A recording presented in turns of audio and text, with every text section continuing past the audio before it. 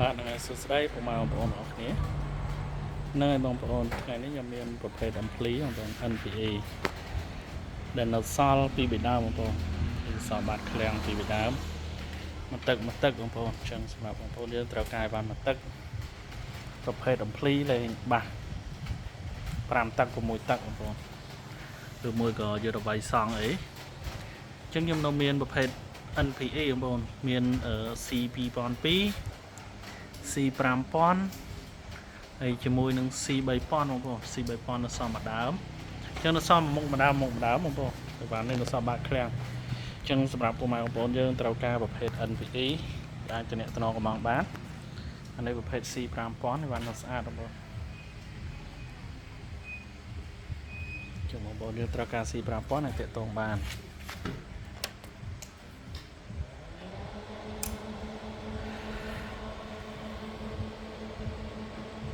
ហើយក៏នៅមាន C 2002បងប្អូន C 2002នៅមានមួយដើមដែរ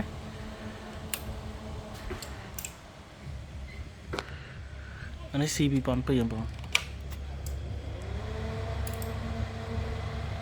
ញ្ចឹង C 2002នៅមួយដើមអញ្ចឹងបងប្អូនយើងត្រូវការតំណងបានជាមួយនឹង C 3006បងប្អូន3006នេះនៅមួយដើមដូចគ្នាបាននៅសាខាបានស៊ីនមកពីនេះ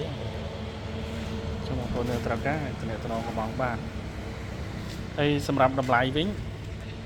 C 5000តម្លៃ400ជាងបងប្អូន465ព្រីសេវាហើយ C 2002តម្លៃ285ព្រីសេវាដូចគ្នាហើយសម្រាប់ C 3006តម្លៃវា440បងព្រីសេវា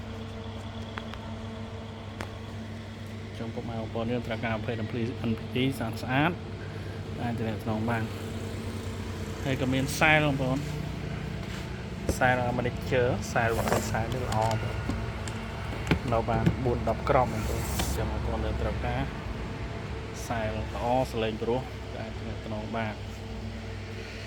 ហើយក៏នៅមានប្រភេទសាប់ឡានខ្លះជាមួយនឹងអូបឡ4ទឹក5ទឹក6ទឹកក125ក127អីក៏នៅមានតិចបងប្អូននៅមានមួយមុខពីប៊ីគូខ្លះនៅមួយគូចឹងទៅចឹងសម្រាប់ពុកម៉ែបងប្អូនយើងត្រូវការឲ្យបានអាចកំងបានហើយវីដេអូនេះមានតែប៉ុណ្្នឹងទេបងប្អូនចឹងសូមអរគុណសូមជម្រាបលាប៉ុណ្ណេះ